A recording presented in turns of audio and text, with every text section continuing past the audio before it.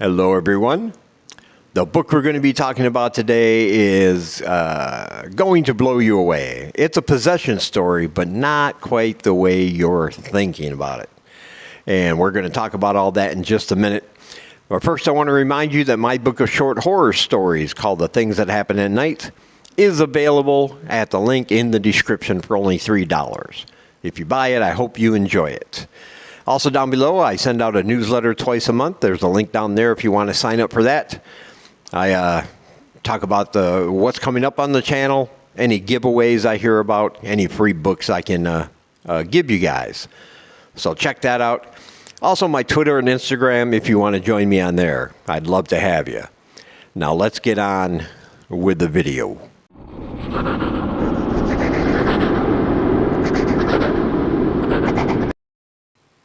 All right. So our book today is called Pinata by Leopoldo Gout. This book isn't coming out until March of next year.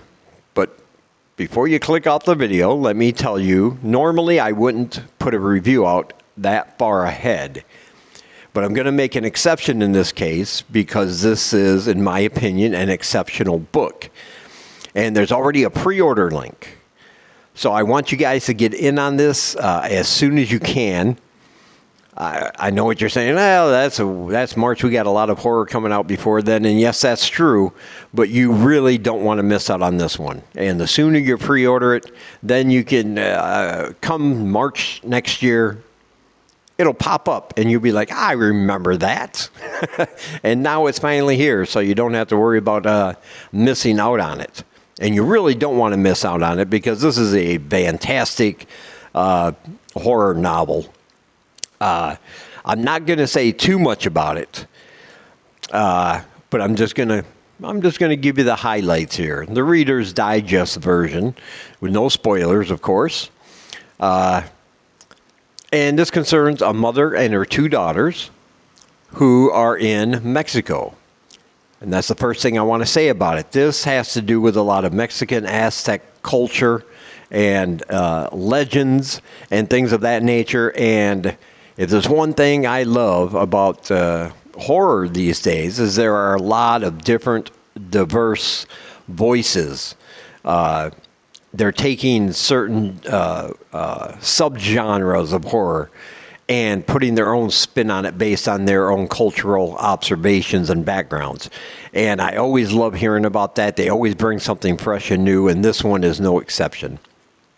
The mother in this story, she grew up a bit in Mexico, so she's been there. She's familiar with it. But her two daughters were born and raised in the United States. So this is the first time her daughters have been down to Mexico to experience it.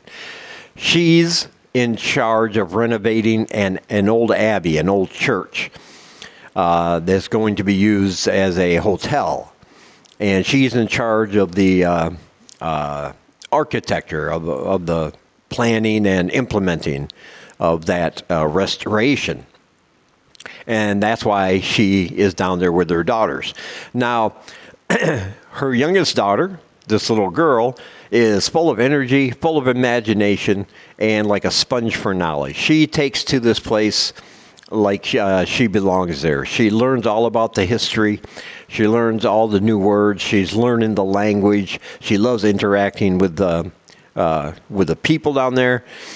And her older daughter, though, is a typical, well, kind of a typical, 16, 17-year-old girl. She didn't like being taken away from her friends or where she was back in America. She spends a lot of time sulking and she's always on her phone, kind of distant, as teenagers are at that age. However, another thing I love about this book is this family, because they are not just these one-dimensional characters. The teenage girl is not always sulking. She's not always on her phone. There are very tender moments in there. Where you can tell that even though there's this separation between generations of her and her mother, or her and her younger sister, you know that they love each other. You know that they have each other's backs, no matter what. And there's a very tender moment in here. And I like that because they're very well-rounded characters. They really are. You'll get to know these people. You'll get to care for them. You'll get to love them. So when things start happening, it makes it even more terrifying. And that's always a good thing, I think. But basically, something happens one day. An accident at the Abbey. The mother, she kind of takes the blame for it, so to speak. And they decide they're going to replace her with somebody else, so the family has to move back from Mexico to the United States.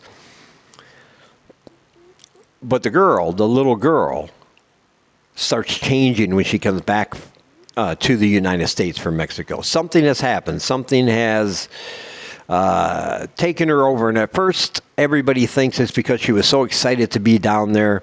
And she was so excited to continue her adventures down there that she's just a little depressed and a little sad because they had to leave in that way.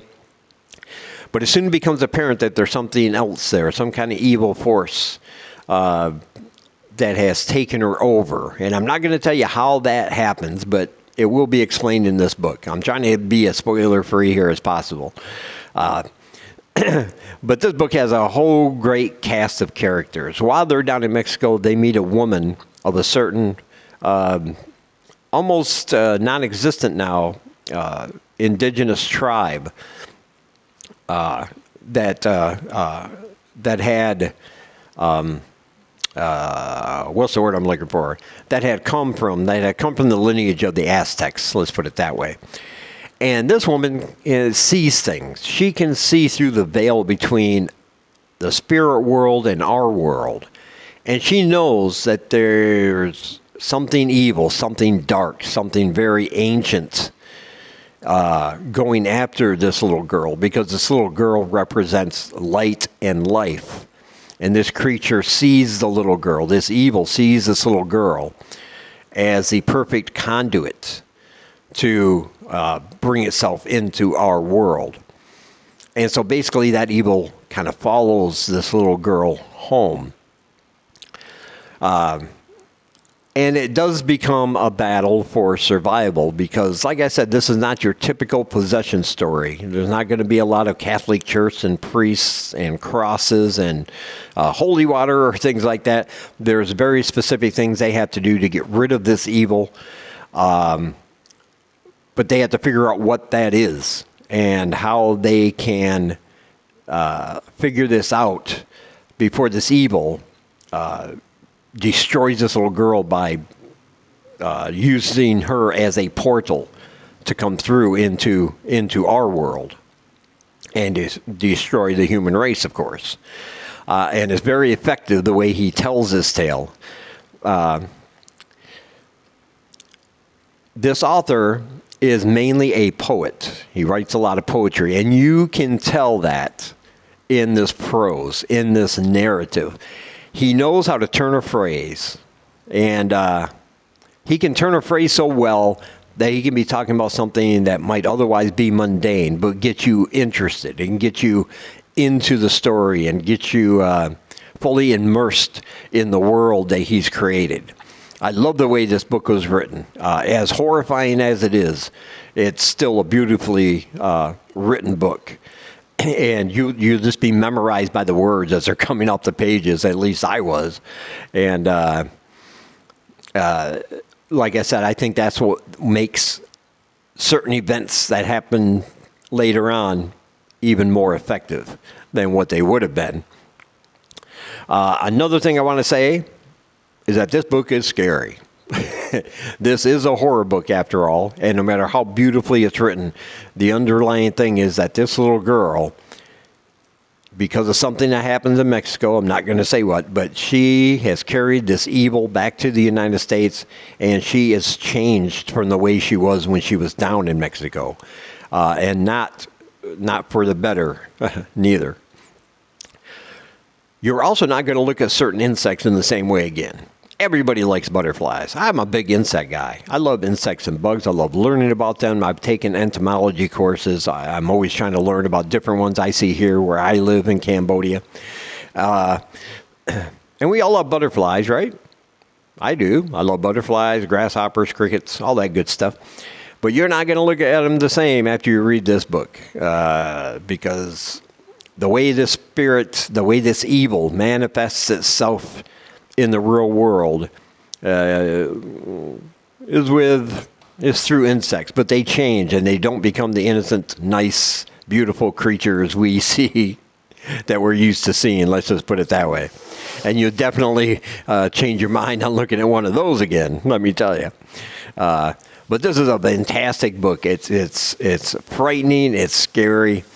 The characters are so well written. It almost feels like you're reading a nonfiction book, instead of a horror fiction there. And like I said, the more this world is examined, the more these people go through. There's a sense of hopelessness that they might not have the answer to get rid of this evil before it can destroy not only this family, but then ultimately the rest of us. But there are other characters that we are going to meet in this book that just makes it so well-rounded and makes the story flow so well. I can't say enough of good things about it. This is a fantastic book. You have to put it on your pre-order list.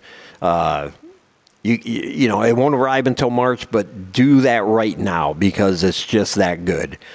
Pick up your copy of Pinata. The pre-order link is down below in the description. Also down below, there are links to my book if you want to purchase that, my Twitter, my Instagram, sign up for my newsletter and all that good stuff.